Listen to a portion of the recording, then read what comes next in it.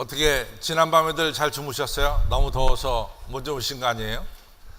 우리 장로님 중에 한 분은 어젯밤에 하도 더워서 이같이 뒤척이다가 조금 잠이 들었더니 30분도 못 됐는데 벌써 아침이 되었다고 깨우더래요. 그래서 요즘 참 날씨가 너무 더워가지고 밤에 이 열대야 때문에 주무시기도 굉장히 힘들 줄 압니다. 그러나 여름 건강해 놔야 될 줄로 믿습니다. 우리 옆에 분들의 이 무더운 여름을 건강해 납시다. 시작.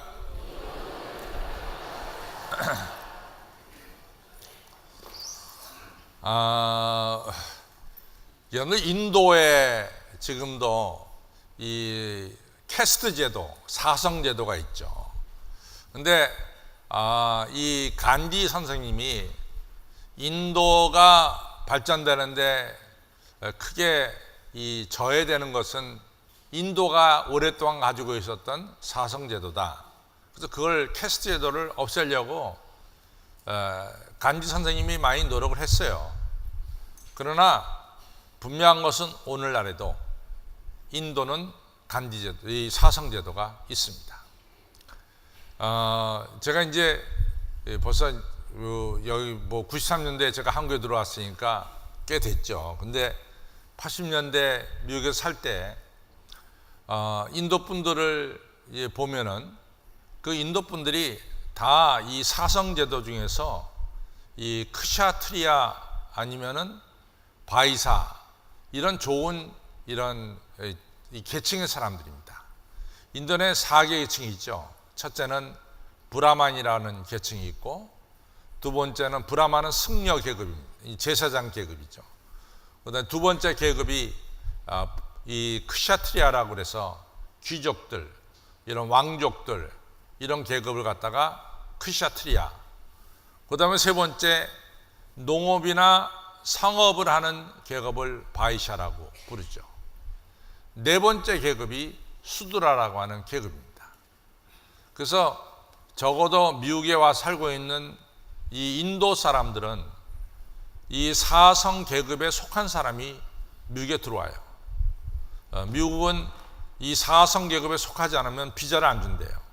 그래서 이 사성 계급에 들어있는 사람만이 미국에 이민을 가든지 또한 미국에 관광을 오든지 미국에 삽니다. 근데 이 사성 계급에 속하지 않는 계급이 있어요. 그걸 갖다가 우리나라 말로는 불가촉 천민이라고 그러죠. 영어로 말하면 untouchable man, 만져서는 안 된다. untouchable man. 그래서 불가촉 천민이라고 이렇게 부릅니다. 근데 우리나라는 이 불가촉 천민도 우리나라는 들어올 수 있어요. 우리나라 이 영사관에서는 이 사성에 속하지 않은 불가촉 천민도 한국에 와서 살고 싶다, 일하고 싶다 그러면은 우리 영사관에서 비자를 발급해서 한국에 들어옵니다. 대개 이제 인도에 이러한 사성 계급 사람들은 뭐 영국이나 미국 같은데 유학을 가고, 대개 불가촉 천민들이 이제 동남아 국가에 이제 가게 되는 거죠. 근데 이 사성 제도가 얼마나 엄격하냐면은 이 사성 제도에 속한 사람들은 불가촉 천민의 사람들하고 결혼할 수가 없어요. 결혼하면 안 돼요. 그런데 바이아르 지방에서 이게 1996년도 4월에 에코노미스트라고 하는 이 잡지에 실린 글입니다. 주간 잡지에. 1990년 4월에 이 불가촉 천민의 청년과 그 다음에 바이사 계급, 세 번째 계급의 이 처녀와 이같이 서로 연애를 하게 됐어요. 사실 남자 여자가 서로 사랑이 붙으면은 뭐 민족을 넘어서고 뭐 그런 넘어서게 되는 거 아니겠어요? 근데 이 인도에서 이 계급을 넘어서서 이 바이사 계급의 처녀와 불가촉 천민의 청년이 서로 사랑을 하게 됐단 말이죠. 그래서 둘이는 우리가 결혼해야 된다. 이래가지고 둘이 그 마을을 떠나가지고, 인도가 좀 커요.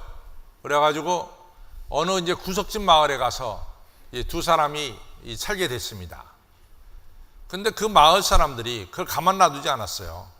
마을에서 결사대를 만들어 가지고 이 처녀 총각을 찾으려고 인도를 사사시 뒤졌어요. 그러다가 이 남자와 여자가 사는 것을 알아내고 잡았습니다.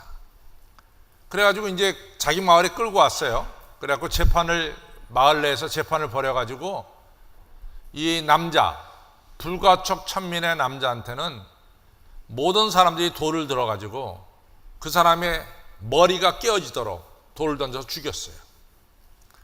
여자는 불가촉 천민하고 몸을 섞었다 그래가지고 그 몸을 거룩하게 해야 된다, 씻어야 한다 해가지고 통나무, 이 참나무로 된 통나무를 이같이 불에 태워가지고 끈 다음에 겉에가 불꽃이 좀 있을 거 아니에요? 그 다음에 검은 숯이 있었겠죠?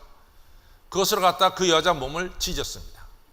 그래갖고 그 더러움을 빼버려야 된다, 이렇게 했다고 합니다. 이처럼 이 인도가 지금도 이 사성제도가 있어서 하여간에 인도 사람들은 얼마나 계급을 따지는지 모릅니다. 그런데 우리나라 사람들이 가끔 인도 분들을 조금 우습게 여기는 게 있는데, 절대로 인도 사람들은 우리 한국 사람들한테 우습게 당할 사람들이 아닙니다. 저는 늘 그것을 여러분들에게 말씀드리고 싶어요. 제가 이제 미국서 살 때 병원에 가면은요, 병원에 의사 선생님들 중에 5분 중에 1분은 인도 분들이에요. 인도 분들이 의사 선생님입니다. 저도 가면 치료받는, 저를 치료해 주시는 분이 인도 분이에요. 근데 우리 한국 사람들은 인도 사람 하면 우습게 여기고 깔보는데 반대예요. 인도 사람이 우리 한국 사람 보면 아주 우습게 여깁니다. 이 정도로 인도 사람들은 아주 계급에 철저하게 살아가는 사람들이죠. 그래서 이 천민 계급하고는 상종을 해서는 안 된다, 이렇게 생각하고 있습니다. 또 성경에 보면은 참 재미있는 사실, 성경을 좀 깊숙이 보면은 그 사실이 발견되는데, 그냥 읽어 나가면은 사실은 그 깊숙한 면을 발견할 수가 없어요. 근데 조금만 들어가면은 성경의 아주 깊은 면을 발견할 수 있는데, 뭐냐? 우리가 이스라엘 족속을 뭐라고 부르냐면 히브리 족속이라고 부르거든요. 히브리. 그러면 이 히브리라는 이름이 뭐냐? 어디서 나왔냐면은, 지금도 고고학을 이같이 연구하는 사람들은 옛날 문서, 지금부터 4,000년 전, 5,000년 전의 문서들, 3,000년 전의 문서들, 이 토기에 쓰여진 문서들을 갖다가 발견하면은 거기에 뭐가 나오냐면 이 애굽이라고 하는 나라에, 또는 바벨론이라는 나라에 하비루라고 하는 이런 사람들이 등장합니다. 하비루. 그러면은 이 하비루는 뭐냐? 하비루는 그 당시에 4,000년 전에 가장 잘 살던 나라가 애굽이잖아요. 근데 애굽에는 경제적으로 풍요함을 누릴 수가 있었잖아요. 근데 그 바깥의 지방 사람들, 이 경제적으로 어렵고 먹고 살기가 힘든 사람들이 경제적인 이득을 얻기 위해서, 먹고 살기 위해서 어디로 가냐면 애굽 땅으로 갔어요. 그 애굽 땅에 가서 밑바닥에 일을 했다고요.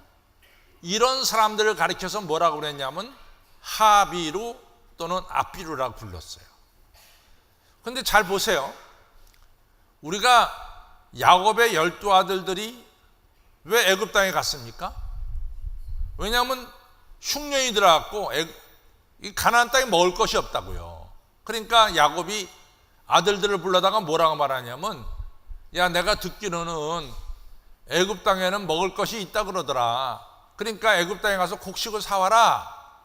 그래가지고 야곱이 자기 아들들을 애굽 땅에 보내죠. 곡식 사오라고. 근데 곡식 사러 갔다가 누굴 만납니까? 자기들이 팔아버린 요셉을 만나요.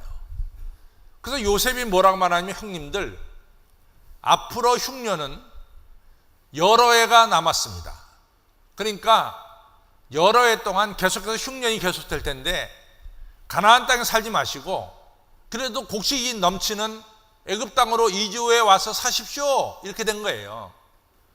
그래갖고 야곱이 그 말을 듣고 야곱의 72명이 가나안 땅을 떠나가지고 애굽 땅에 이주 와서 고센 지방에 와서 살게 됐죠. 그렇죠? 그러니까 야곱의 자손들이 애굽 땅에 산 거는 전적으로 뭡니까? 경제적인 이득을 위해서 산 거예요. 여러분들 우리나라에 뭐 스리랑카 분들, 네팔 분들, 인도네시아 분들 이런 외국인들이 우리나라에 와서 살고 계십니다. 그분들이 왜 우리나라에 왔습니까? 경제적인 이득을 얻기 위해서 오신 거예요. 그래서 이분들을 가르쳐서 우리는 외국인 노동자들이다 이렇게 부르고 있죠. 근데 성경에는 외국인 노동자들을 뭐라고 하냐면 히브리다 이렇게 불렀어요. 히브리오. 그래서 이 히브리오 사람들이 사실은 애굽 땅에 와 살고 있는 외국인 노동자예요. 그런데 지금은 우리나라에 보면은 네팔 분들은 네팔 여권을 가지고 계세요. 스리랑카 분들은 스리랑카 여권을 가지고 계세요. 인도네시아 분들은 인도네시아 여권을 가지고 있습니다. 그러나 그 당시에 애굽에 살던 히브리 사람들은 여권이 없었어요. 쉽게 말해서 나라가 없었어요. 그 사람들을 보호해 줄 어떤 나라도 없었습니다. 아까도 얘기했지만 그분들이 애굽 땅에 간 거는 한 가지 이유예요. 경제적인 것 때문에 간 거예요. 그렇다고 해서 여러분들 우리나라는 사실은 외국인 노동자들에 의해서 우리나라는 어떤 면에 천국이에요. 우리나라는 외국인 노동자들께서 우리나라에 와서 일하면은 월급에 이 천장이 없습니다. 일 잘한 분들은 한 달에 300만 원도 받을 수 있고 400만 원도 받을 수 있고 500만 원도 받을 수 있고 1000만 원도 받을 수 있어요. 우리나라는 법으로 외국인 노동자들이 얼마 이상을 못 받는다는 법이 우리나라는 없어요. 그러나 여러분들 홍콩에 가보면은 홍콩은 법으로 50만 원 이상을 못 받아. 500불 이상을. 정부가 딱 정해버렸어. 외국인 노동자가 홍콩에 가서 일할 때는 500불 이상을 못 받게 만들었어요. 그러니까 주인들은 500불만 주면 돼. 법이 그렇게 돼 있으니까. 근데 우리나라는 그 법이 없어요. 그래서 여러분들 네팔이나 이런 데 가면은 얼마나 많은 사람들이 한국어를 공부하려고. 왜냐하면 이왕이면은 홍콩보다는 한국이 좋잖아요. 한국에 오려고 그런 거예요.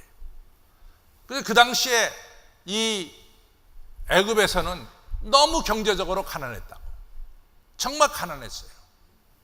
그 다음에 사회적으로 볼 때는 이 사람들은 노예야. 한 가지 예를 들자면은 여러분들 이 창세기 39장에 보면은 요셉이 보디발 집에서 종으로 일했어요. 아마 여러분들이 성경에 기억이 날 거예요. 그러면 보디발의 아내가 요셉을 유혹을 했죠. 근데 요셉이 그 유혹에 안 넘어갔어요. 그랬더니 보디발의 아내가 반대로 이제 요셉을 갖다가 고발하는 거죠. 그때 뭐라고 고발합니까? 자기 남편 보디발이 들어오니까 당신이 우리 집에 데리고 온 이 히브리 종이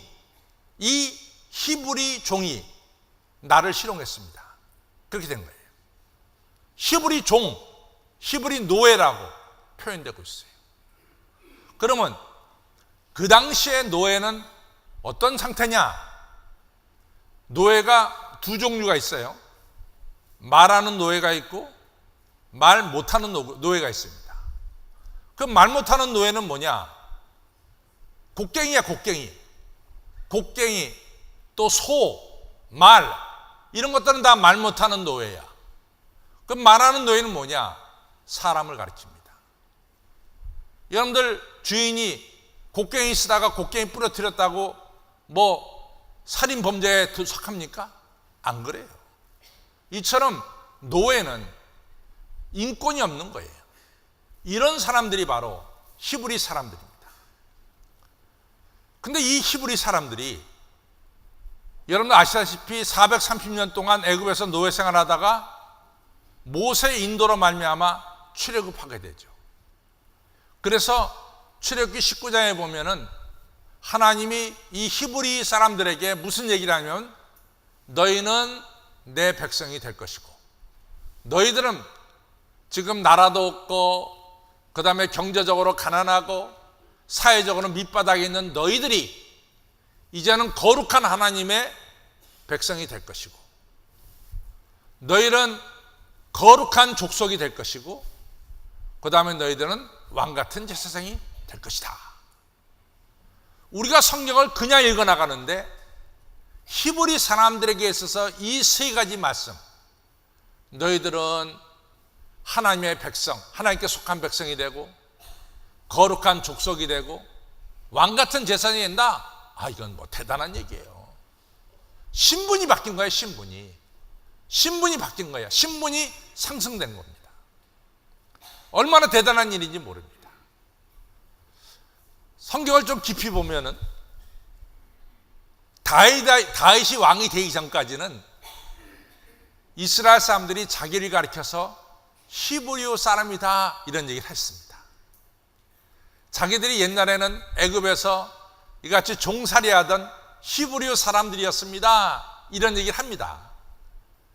근데 다윗 왕 시대 때 다윗이 중동 지방에 아주 큰 나라를 만들고 주변에 있는 나라들이 다윗에게 조공을 바쳤잖아요. 이스라엘 나라가 신분이 바뀌었어요. 다윗 시대에. 아주 재밌게도 다윗 시대 이후부터는 이스라엘 사람들이 자기를 가리켜서 히브리 족속이라는 말을 안 합니다. 그러니까 이 히브리 족속이라는 게 상당히 어렵게 살았다 이런 증거입니다. 근데 하나님께서 출애굽기 19장에서 너희들은 나의 백성이 되고 거룩한 백성이 되고 그리고 왕같은 제사장이 될 거다. 놀라운 이야기를 하시는 거죠. 오늘 사도 베드로가 여러분과 저에게 하신 말씀이 있습니다. 너희들은 하나님의 거룩한 백성이다.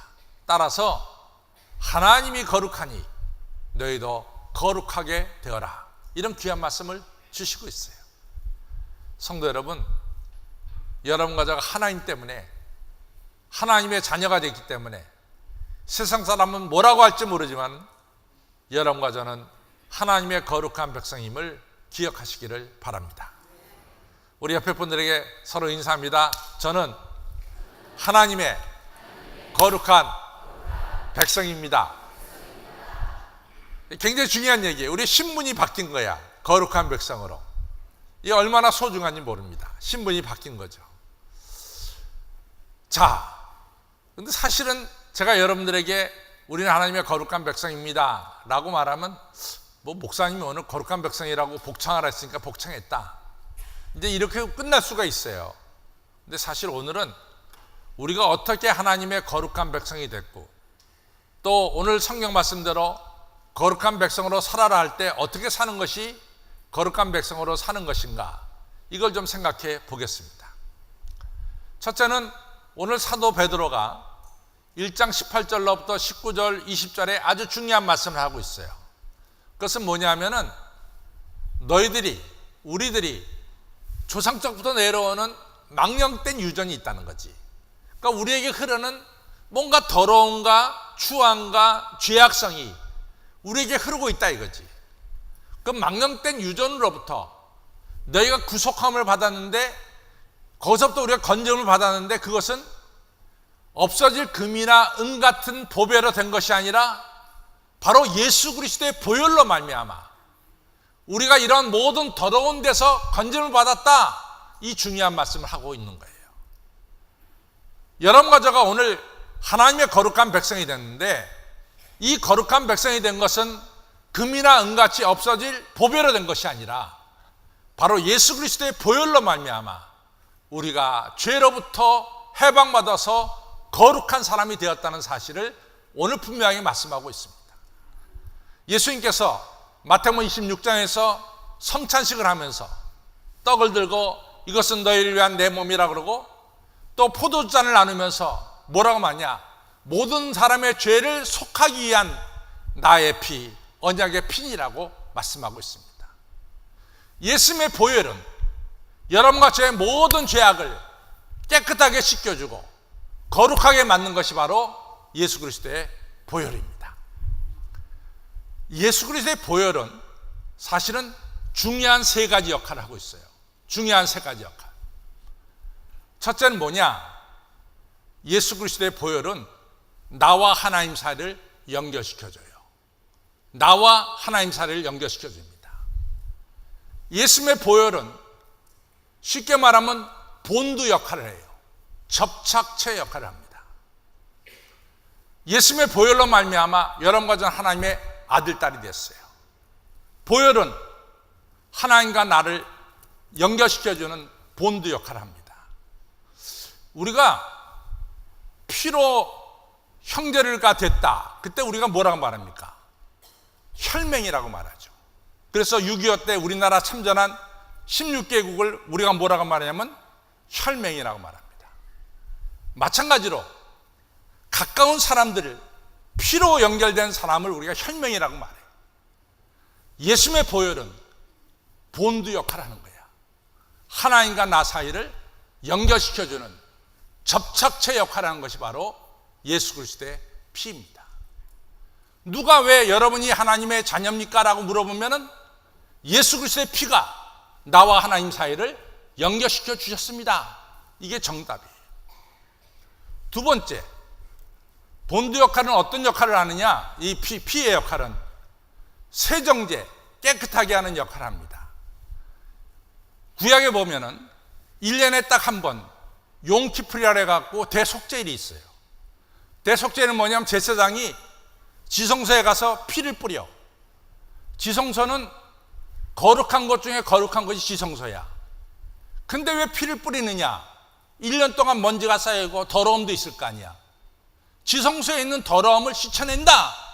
그래서 피를 뿌리는 거예요. 예를 들어서 우리가 성전에다가 예수 그리스도의 피를 뿌린다. 성전이 거룩해지는 거예요. 예수 그리스도의 피는 모든 것을 깨끗하게 씻는 세정제 역할을 합니다. 근데 그것이 우리에게 뿌려질 때는 어떤 역할을 하겠어요? 죄를 씻는 역할을 하죠. 그래서 예수님의 보혈은 첫째는 하나님과 나 사이에 연결시키는 무슨 역할? 본드의 역할, 접착체의 역할. 두 번째는 예수 그리스도의 피는 모든 것을 깨끗하게 하는 뭐요? 세정제 역할. 세 번째로 예수 그리스도의 피가 나에게 뿌려질 때는 뭐요? 내 죄를 씻는 죄 사함의 역할을 한다 이 말이죠. 그래서 예수님의 보혈은 이렇게 중요한 의미가 있습니다. 여러분과 저가 왜 거룩해졌느냐? 예수 그리스도의 보혈로 거룩해졌음을 믿으시기를 바랍니다. 두 번째로 중요한 건 뭐냐?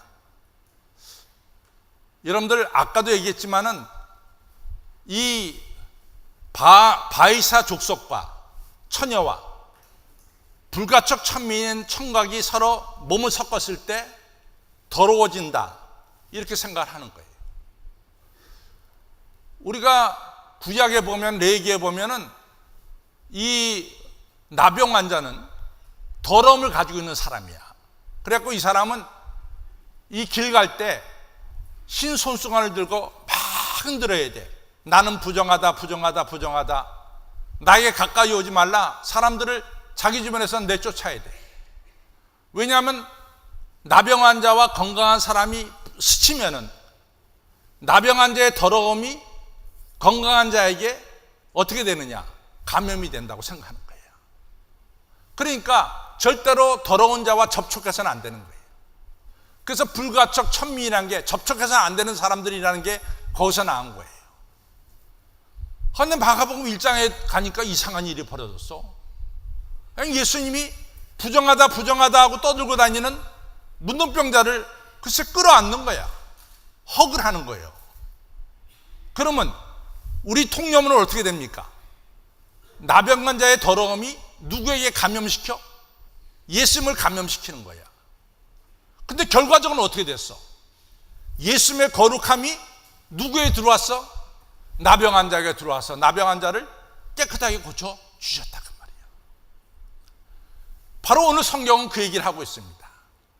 여러분과 저가 부활시키신 바로 우리 하나님을 예수 그리스도 안에서 우리가 관계를 가졌다 이거죠.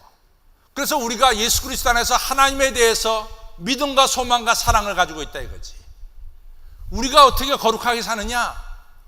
하나님 안에 있을 때, 하나님과 관계에 있을 때 여러분과 저는 거룩해진다 그 말이에요. 그래서 마태복음 9장에 12 혈류병 걸린 여인이 군중들 틈에 들어가서 내가 예수님의 옷자락만 붙잡으면은 자기 몸이 거룩해질 줄 알고 예수님의 옷자락을 붙잡았어요. 그 병이 고쳤습니까? 안 고쳤습니까? 고쳐지는 역사가 나타났단 말이죠. 마가복음 10장에 어머니가 아이를 데리고 예수님께로 왔어. 예수님의 제자들이 말렸어요. 야, 왜 아이를 여기다 데리고 오느냐? 그때 예수님 그걸 보고 그럽니다. 아이가 내게로 오는 것을 금하지 말라. 하나님 나라는 이 아이의 것이다. 예수님이 그 아이를 안아서 축복기도 했어요. 그 아이가 축복받았을까 안 받았을까? 받았지. 하나님의 거룩함, 하나님의 능력, 하나님의 사랑이 모든 방해를 뚫고 우리에게로 들어오는 거죠. 여러분 가져가 왜 거룩합니까? 이 시간 여러분 가져가 하나님 안에서 예배드리기 때문에 거룩하다고 말이에요. 우리가 왜 거룩합니까? 주님 안에 여러분 가져가 거하기 때문에 거룩하는 거예요. 주님의 놀라운 능력이 우리를 감염시키는 거지. 더러움을 몰아내고 하나님의 거룩함을 우리에게 힘 입히는 거죠. 여러분들 왜 오늘날 우리가 이렇게 한 번 더가 뜨겁습니까?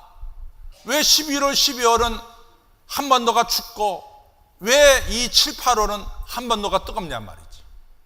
왜 뜨거워요? 한반도가 태양과 가장 가까이 있을 때가 7, 8월 아닙니까? 왜 11월, 12월은 한반도가 추워요? 한반도가 태양과 제일 멀어질 때가 11월, 12월입니다. 여러분과 제가 하나님과 가장 가까이 있을 때, 하나님 안에 있을 때 하나님의 거룩함, 하나님의 영광, 하나님의 은혜가 우리에게 그대로 들어오는 거죠. 하나님과 멀어질 때는 우리는 추워질 수밖에 없는 거예요. 사랑하는 성도 여러분, 여러분과 제가 하나님 안에 거할 때 여러분과 저는 거룩해질 줄로 믿고 거룩한 생활을 하게 될 줄로 믿습니다. 하나님 안에 거해야 돼. 세 번째로,